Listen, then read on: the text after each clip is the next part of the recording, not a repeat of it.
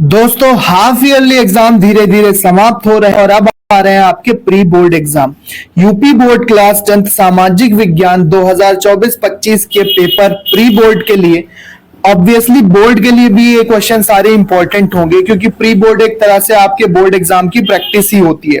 साथ ही साथ आपको बताते चलें कि अर्धवार्षिक परीक्षा के लगभग सभी पेपर अलग अलग कोड के आ चुके हैं और भी पेपर आते रहेंगे। अभी बहुत सारे स्टूडेंट्स, बहुत सारे कॉलेज में हाफ ईयरली एग्जाम, अर्धवार्षिक परीक्षा नहीं हुई है, तो उनके लिए अलग अलग कोड के पेपर आते रहेंगे।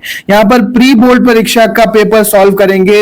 एसएसटी सामाजिक विज्ञान का पेपर है, ठीक है। खंड आ और बा में विभाजित है ये पेपर। आ में एमसीक्यू बहुविकल्पीय प्रश्न होंगे और खंड बा में वर्णात्मक प्रश्न होंगे, वो भी दो तरह के, टाइप 1 टाइप 2 और मानचित्र संबंधी दो प्रश्न। तो चलो शुरू करते हैं। सबसे पहला क्वेश्चन, नेपोलियन का संबंध किस देश से था? तो बहुत ही सिंपल क्वेश्चन, नेपोलियन बोनापार्ट का संबंध कहां से था? फ्रांस से था। यहां पर आप ऑप्शन नंबर बी वाला फिल करेंगे, गोला ओएमआर में। जर्मनी के एकीकरण में मुख्य भूमिका किसकी थी? मोस्ट इंपॉर्टेंट क्वेश्चन है बच्चों, ये सब आपके बोर्ड में दिखते हैं, एग्जाम में आपके दिखेंगे ही दिखेंगे, यही सारे क्वेश्चन पूछे जाते हैं। जर्मनी के एकीकरण में मुख्य भूमिका किसकी थी? बिस्मार्क की थी। ऑप्शन नंबर बी करेक्ट है। सविनय अवज्ञा आंदोलन गांधी जी ने कब चलाया था? तो ये चलाया था 1930 में। नेक्स्ट है, वंदे मातरम गीत के रचयिता कौन है? रविंद्रनाथ टैगोर, बंकिम चंद्र चटर्जी, भगत सिंह या मोहम्मद इकबाल? तो ये सही ऑप्शन क्या है? बंकिम चंद्र चटर्जी इसके रचयिता हैं। इसके बाद है, किस देश में भयानक आलू का अकाल पड़ा था? किस देश में भयानक आलू अकाल पड़ा था? तो ये पड़ा था इंग्लैंड में, फ्रांस में, आयरलैंड में या इटली में? तो ये पड़ा था आयरलैंड में। 1845 से लेकर 1849 तक आयरलैंड में भयंकर आलू अकाल पड़ा था, जिससे कई सालों तक वहां पर आलू की फसल नहीं हुई थी। और यहाँ पर इसमें जो मुख्य कारण था वो आलू की एक बीमारी थी, जिसके कारण उसकी पत्तियां झुलस जाती थी और आलू बन ही नहीं पाता था। नेक्स्ट क्वेश्चन है हमारे पास कि कौन सी मृदा, कौन सी मिट्टी कपास उत्पादन के लिए उपयुक्त होती है? कौन सी मिट्टी होती है? काली, जलोढ़, लाल या लैटराइट? तो बहुत इंपॉर्टेंट क्वेश्चन, काली मृदा जो होती है वो कपास उत्पादन के लिए उपयुक्त होती है सबसे ज्यादा। नेक्स्ट क्वेश्चन है हमारे पास, रबी की फसल इनमें से कौन सी है? चना, चावल, ज्वार, कपास? तो यहाँ पर चना, मटर, गेहूं, जौ, बरसीम, हरा चारा, आलू, ये सभी रबी की फसल है। तो चना क्या हो जाएगा? यहाँ पर रबी की फसल हो जाएगी। नेक्स्ट क्वेश्चन है हमारे पास, भारत में आजीविका का प्रमुख स्रोत क्या है? कृषि, सेवा, उद्योग या व्यापार? तो डेफिनेटली कृषि यहाँ पर आंसर होगा, क्योंकि भारत एक कृषि प्रधान देश है। यहाँ पर कृषि, खेती से ही रोजी रोटी चलती है लोगों की ज्यादातर। नेक्स्ट क्वेश्चन है, मुंबई हाई किससे संबंधित है? खनिज तेल, पर्यटन केंद्र, बंदरगाह या पर्वतीय चोटी? तो बॉम्बे हाई या मुंबई हाई किससे संबंधित है? ये खनिज तेल स्थल है। क्या है? खनिज तेल स्थल है। यहाँ पर खनिज तेल के स्रोत पाए जाते हैं। नेक्स्ट क्वेश्चन है, भारत का सबसे लंबा राष्ट्रीय राजमार्ग कौन सा है? तो NH-44, जिसे पहले NH-7 के नाम से जाना जाता था, ये भारत का सबसे लंबा राष्ट्रीय राजमार्ग है। ये श्रीनगर से कन्याकुमारी तक जाता है। कई राज्यों और कई सारे शहरों से ये होकर गुजरता है। सही ऑप्शन NH-44। बेल्जियम किस महाद्वीप में स्थित है? बेल्जियम किस महाद्वीप में स्थित है? एशिया, उत्तरी अमेरिका, यूरोप या अमेरिका? तो बेल्जियम किसमें है? यूरोप में है। बेल्जियम किसमें है? यूरोप महाद्वीप का देश है। अब कमेंट करके बताओ कि बेल्जियम की राजधानी क्या है? कमेंट करके बताओ कि बेल्जियम की राजधानी क्या है। नेक्स्ट क्वेश्चन है हमारे पास कि भारत में कुल कितने संघीय राज्य हैं? भारत में कुल कितने संघीय राज्य हैं? 27, 29, 28 या 30? तो कितने हैं? 28 संघीय राज्य हैं और 8 केंद्र शासित प्रदेश हैं। नेक्स्ट क्वेश्चन है, लोकतंत्र में जवाबदेही तथा उत्तरदायी सरकार वह है जो उत्तरदायी है किसके प्रति? नागरिकों के प्रति। वही सरकार तो अच्छी है जो लोकतंत्र में नागरिकों के प्रति नागरिक ही सरकार बनाते हैं और नागरिकों के प्रति ही एक अच्छी सरकार उत्तरदायी होती है लोकतंत्र में। नेक्स्ट है, होती तो सभी है लेकिन जो अच्छी सरकार होती है वो जनता को लेकर चलती है। नेक्स्ट क्वेश्चन है, समकालीन विश्व शासन प्रणालियों में सबसे लोकप्रिय कौन सा है, मतलब कौन सी चुनाव व्यवस्था है। अब कुलीन तंत्र मतलब राजा का बेटा राजा बनता है क्या, राजतंत्र है कि राजा का बेटा राजा, कुलीन मतलब अमीरों का राज, और अधिनायक तंत्र यानी कि डिक्टेटरशिप तानाशाही, और दूसरा है लोकतंत्र जनता का शासन। तो कौन सा सबसे लोकप्रिय है आजकल, आजकल तो भैया लोकतंत्र चलता है, ऑप्शन नंबर ए लगाना। नेक्स्ट क्वेश्चन है, जनगणना 2011 के अनुसार भारत की कुल साक्षरता दर कितनी है। तो साक्षरता दर की बात करें तो 74.04% यहाँ पर साक्षरता भारत की है।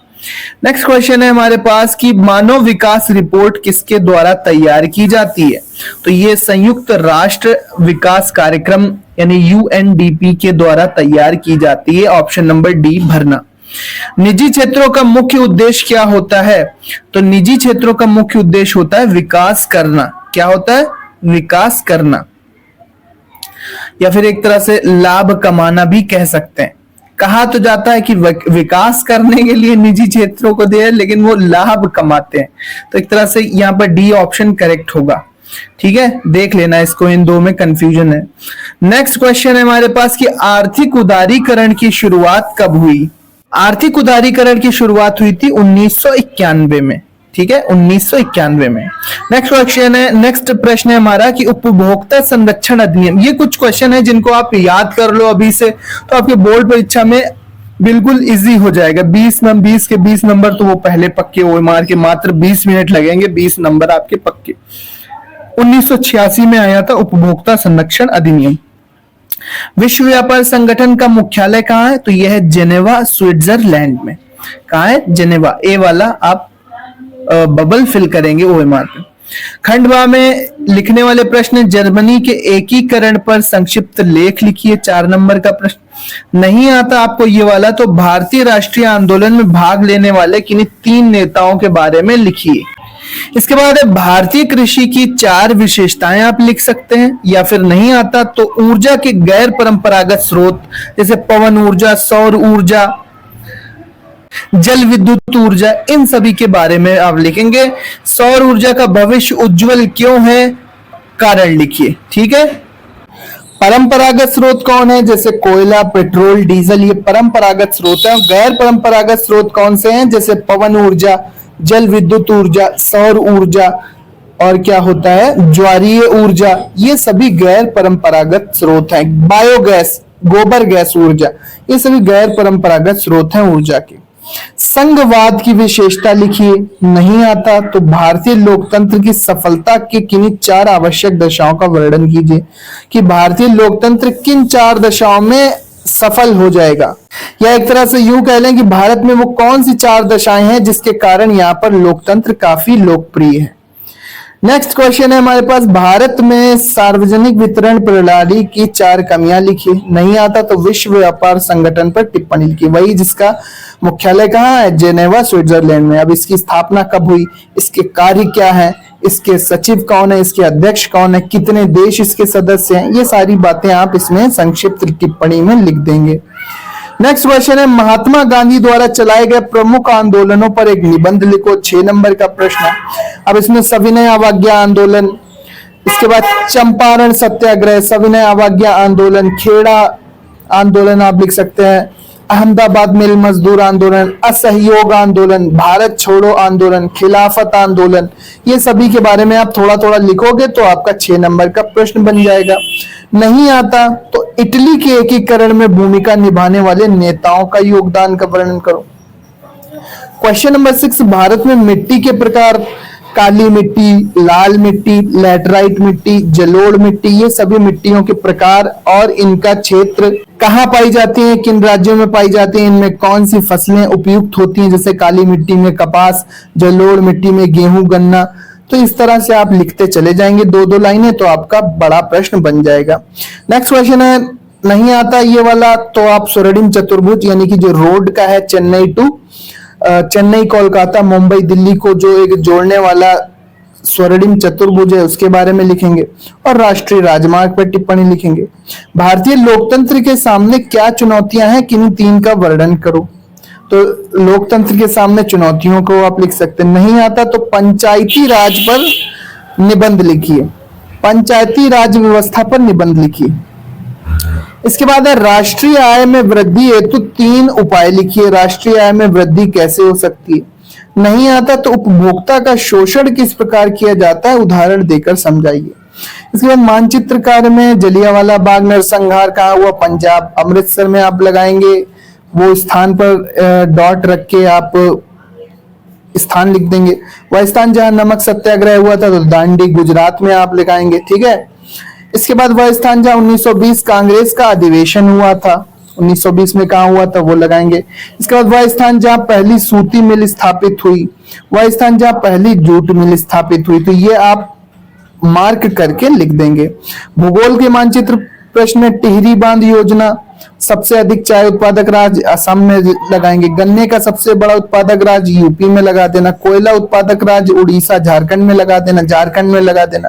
नर्मदा नदी कहाँ है, मध्य प्रदेश से गुजरात महाराष्ट्र होते हुए अरब सागर में जाएगी, तो आप नर्मदा नदी को दर्शाएंगे एमपी में। सो ये पूरा पेपर है, सिंपल है, ज्यादा कठिन नहीं है। मैं तो कहता हूं आप एमसीक्यू सॉल्व करना चालू करो और इस तरह के इंपॉर्टेंट क्वेश्चंस का आप नोट्स बना लो, इंपॉर्टेंट नोट, शॉर्ट नोट्स बना लो, ताकि बार बार रिवाइज करते रहो। जितना रिवीजन करोगे उतने ही 100 में 100 लाने के चांस बढ़ जाएंगे।